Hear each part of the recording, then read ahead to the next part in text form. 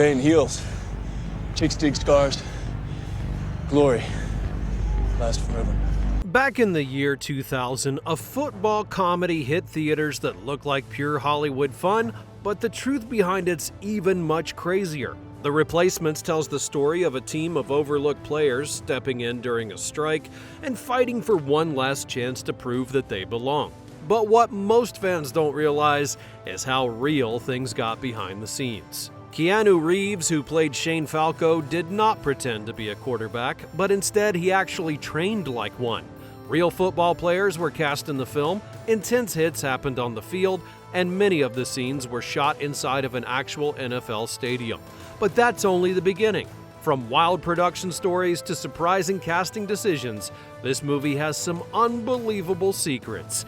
So today, let's have a look at 15 crazy facts about The Replacements. Number 15. Keanu Reeves trained like a real quarterback. What you see on the screen in The Replacements may seem like typical movie magic, but behind Shane Falco's smooth quarterback moves is a story of dedication. To make the role as believable as possible, Keanu Reeves trained like he was stepping into the NFL for real. Before filming began, he went through insanely intense football training camp that mirrored what real pros experience. DC right, switch, 25 blast. It's up. What? That's to the left, right? No, that's to the right. It's to the left! For 3 weeks, he worked with a former NFL quarterback and a college coach, and it wasn't just casual practice. He trained on every detail of being a quarterback. Imagine Keanu in a huddle, learning how to call plays like a seasoned pro. He even practiced taking snaps under center, mastered 3-step, 5-step, and 7-step dropbacks, and threw passes to specific routes. He even learned how to hold the ball perfectly for field goals and caught a crash course in the politics of a huddle, like how teammates may react when their quarterback misses a throw. It was so real that Reeves was practically living as Shane Falco before the cameras even started rolling. The training was physically tough. Reeves had taken hits during practice and even sustained a stinger injury, which was scary considering he had neck fusion surgery only years before. If you think that's impressive, he studied NFL legends like John Elway to perfect Falco's style. Reeves had modeled the confidence and throwing mechanics of an elite quarterback, trying to make every move feel as though it was the real deal. Number 14. The movie was loosely inspired by the 1987 NFL strike. Back in 1987, NFL players went on strike, where they walked off the field because they felt they weren't being paid enough and wanted better rules for free agency. With the players gone, the league was in big trouble, games were about to be canceled, huge TV deals were at risk, and fans didn't know if football was going to return. To save the games and avoid losing tons of money, team owners then hired replacement players. People who had never even been in the NFL suddenly got the chance to play in real games. For 3 weeks in October, these temporary teams were patched together using semi-pro players, retired athletes, and even guys who had been cut from rosters. And it worked. The Washington Redskins, one of the teams that was hit hardest by the strike, won every single one of their strike games without any of their main stars returning. That team ended up winning the whole championship that season, beating out the Denver Broncos in the Super Bowl. The movie was inspired by this wild story, telling the story of the fictional Washington Sentinels, a team in trouble during a players' strike, and like in real life, they brought in a bunch of overlooked and unlikely players to turn it all around. Some parts of the film are even based on what really happened. For example, the quarterback drama in the movie is similar to the real-life rivalry between Doug Williams and Jay Schroeder during that amazing season. Number 13. Gene Hackman nearly passed on the role. Initially, filmmakers had their sights set on Gene Hackman to play the wise and seasoned coach Jimmy McGinty, and at that time he was recognized as a legendary 2-time Academy Award winner. But Hackman didn't jump at the chance. At first, he actually turned it down because at that point in his career, he already made a name for himself by playing an iconic basketball coach in Hoosiers. He wasn't sure if he wanted to step into a role of another sports coach, especially since he was known for being very selective about his projects. The filmmakers persisted, convincing him by highlighting Coach McGinty's unique qualities. Unlike the typical loud and intense sports coach, McGinty was calm, reflective, and supportive, valuing second chances for underestimated players. You're still young. If you do well, who knows what'll happen once the strike ends. I'm not gonna make any promises, Shane, but why don't you take a chance, huh? This fresh perspective attracted Hackman, leading him to accept the role. Hackman's portrayal of the coach added depth and authenticity to the film, serving as its emotional core. His balanced performance had brought credibility to the story while maintaining the humor. Number 12. Real ex-players were cast as replacements. The filmmakers wanted the scenes to feel so real that they went the extra mile and brought in actual football players to join the cast. The goal was to make the action on the field believable, not only for the casual viewer, but for die-hard football fans. So, instead of relying only on actors or stunt doubles, they recruited athletes who knew how to run the plays, block, tackle, and move like professionals. This decision added an incredible level of realism.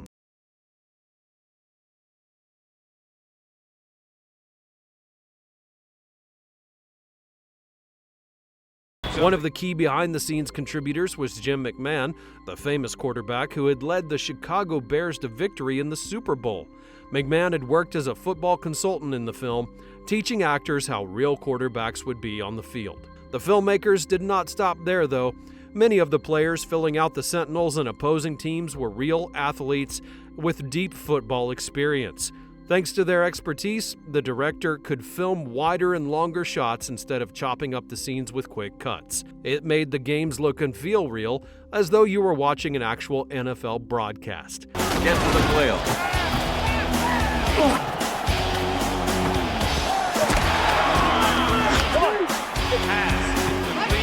Full-speed tackles, intense blocking on the scrimmage line, and perfectly timed passing routes brought excitement to the screen like never before.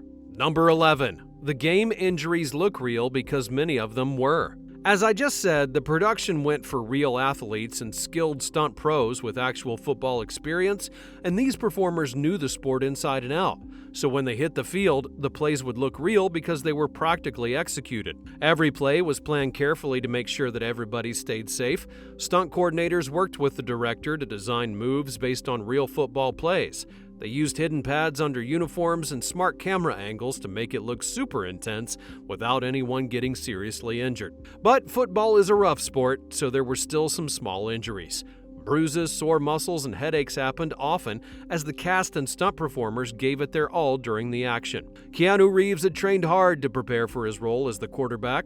During practice, he even took a few real hits to make sure that he got everything just right. Number 10. The cheerleader bar scene was added during script rewrites. The funny bar scene with cheerleaders was not in the original script. It was added later and completely changed the feel of the movie.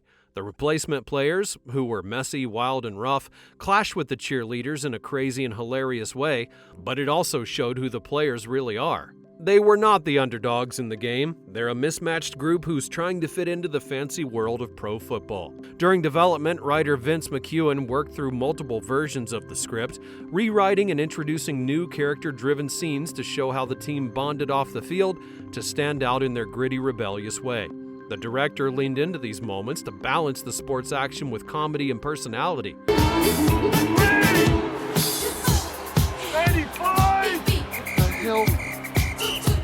The bar scene, alongside classics like the jail dance and the locker room shenanigans, gave the Misfits a spotlight, making them unforgettable. This unexpected mixture of chaos and camaraderie is what makes the movie so much more than just another sports flick. Number 9. Reeves wanted a more serious sports tone. The film is a hilarious sports comedy, but what you may not know is that Keanu Reeves took a completely different approach with the role. While others appreciated the funny chaos that surrounded the team, Reeves had decided to play Shane Falco with a serious and emotional depth you wouldn't normally expect in a lighthearted film. To prepare, Reeves trained hard with real football coaches and former players, wanting to understand what it meant to think, act, and feel like an actual quarterback and not just someone who was there for laughs. He saw Shane Falco's story as more than just a joke. Falco had fallen from grace after failing in a key game and faced public scrutiny and deep pain. But his story was also about trying to make a comeback. Reeves had focused on the emotions that Falco would feel, like hurt, loss, and hope, and played the character with honesty and heart, which made Falco the emotional center of the film. It's okay. It's better for the team, right? You might tell. He is the best. Guy's got it all. The choice added balance to the movie, and the team's wild antics brought lots of laughs, but Reeves made Falco feel real. The director said that Reeves had helped to keep the story emotional. Without him, the movie may have just been silly, but because of Keanu Reeves playing it seriously, the jokes worked even more. Number 8. Gene Hackman played it dead serious. Gene Hackman brought an entirely different level of seriousness that you wouldn't have expected, playing the veteran coach Jimmy McGinty as though he were in a dramatic film and not a laugh-out-loud sports comedy. Hackman had portrayed the coach like a real professional NFL coach, someone who was disciplined, focused, and committed to the team. This wasn't a mistake or just his acting style. He did it on purpose because he believed the movie would hit harder if at least one character stayed grounded in reality. This choice gave emotional weight to the story, and suddenly the chaos of the misfit players around him became meaningful and not funny. You could sense that McGinty truly cared about giving second chances to athletes who had been overlooked or who had been given up on. Hackman's approach influenced the entire set. He acted like he was a real coach, expecting the same level of seriousness and effort from the cast. That created a fantastic contrast. Hackman's calm and serious attitude stood out against the wild personalities of the players, and it made the comedy even more funny. It was like watching a strict teacher try to control the craziest class, and all you could do was laugh because he took it so seriously. What the hell was that? Hey, I'm talking to you. I call the plays out on the field, not you. That's not the way I coach. Number 7. Football sequences shot in real stadium. To make the football action look as real as possible, they filmed many of the game scenes at M&T Bank Stadium, the actual home of the Baltimore Ravens. Real locker rooms, authentic sidelines, towering grandstands, and professional lighting, along with an actual scoreboard.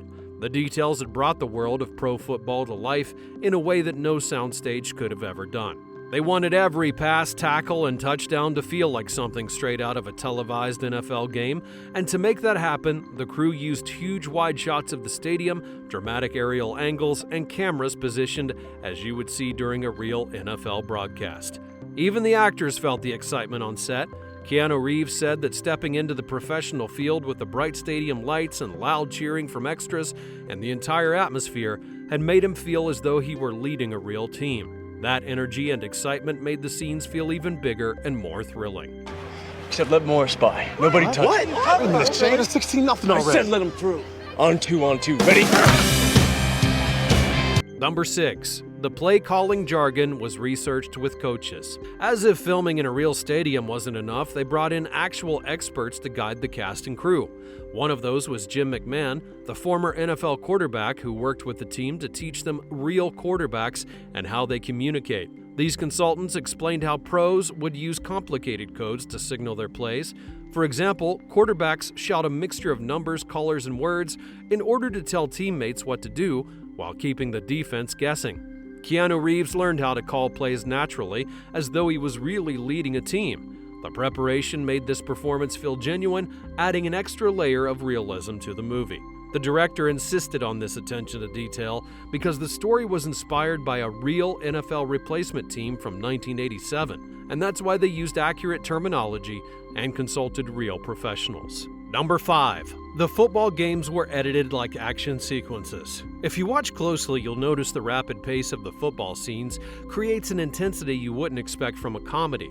The games are cut like action-packed battle scenes, designed to keep your heart racing, and the editor used quick edits, switching between multiple angles in order to maximize the chaos and energy on the field. One moment, the players are colliding at the line of scrimmage, and the next, you see helmets and shoulder pads crashing in a close-up.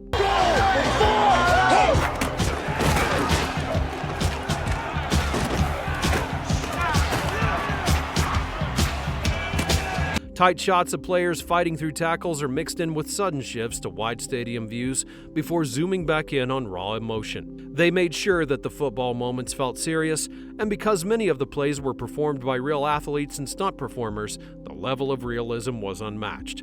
You pair that with editing magic, and you've got a movie that sets the bar high for any future football film. Number 4. Test audiences wanted more romance. After test screenings, some viewers thought that the romance in the film needed more attention, saying that the connection felt far too subtle. The original version of the film focused a lot on the action and the funny team dynamics, but the romantic storyline seemed almost like an afterthought. Audiences wanted more because they desired a deeper emotional moment and a stronger bond between the two leads. The feedback caught filmmakers' attention. They didn't want to turn the movie into a full-blown romance, but they did make some changes.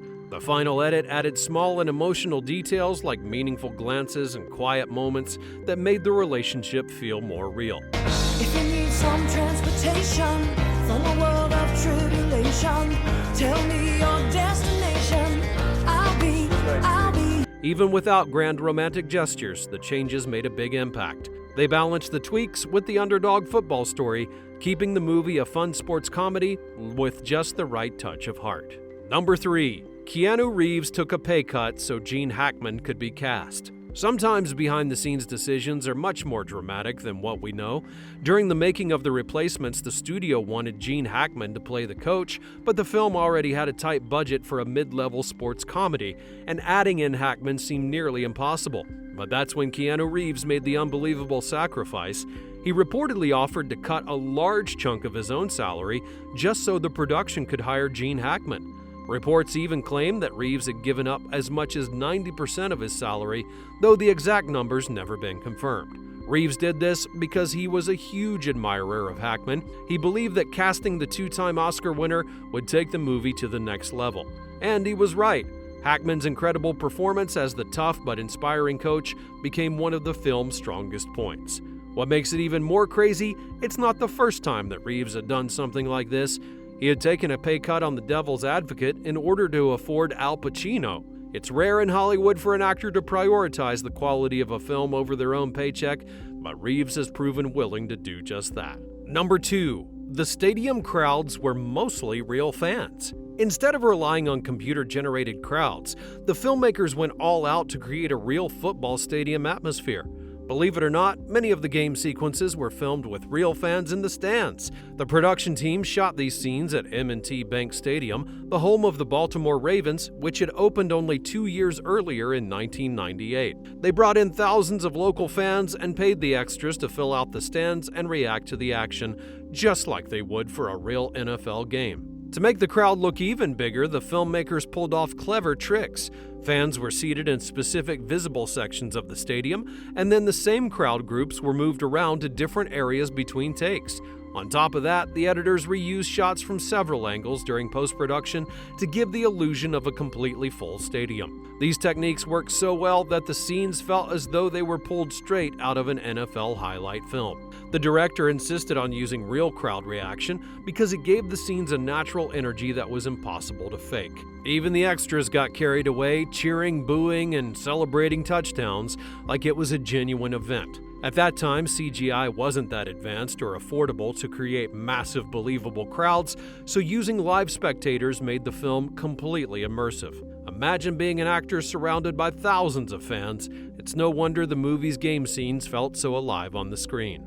Number 1. The NFL refused to officially support the movie. Despite being a movie about professional football, The Replacements did not get support from the NFL. The league had refused to back it because the storyline hit too close to home. It was based on replacement players that stepped in during a fictional football strike, which mirrored the highly controversial 1987 NFL strike. Back then, team owners brought in replacement players when regular pros had refused to play due to a labor dispute. It was a touchy subject that the NFL clearly did not want to relive, and so they declined to license their teams, logos, and even their name for the movie. Filmmakers didn't give up, though. Instead of being limited by their refusal, they created an entirely fake football world. The main team in the movie, the Washington Sentinels, doesn't even exist in real life, and every uniform, logo, and team name you see was designed from scratch to avoid any legal issue. The league isn't even called the NFL in the story, and it's incredible how they managed to pull it all off and make the movie look so much like a real professional production. Now be sure to smash that like button if you enjoyed the video, and don't forget to subscribe so that you know when we upload another video like this. Got any recommendations? Let me know in the comments below. Thanks for watching, and I'll see you next time.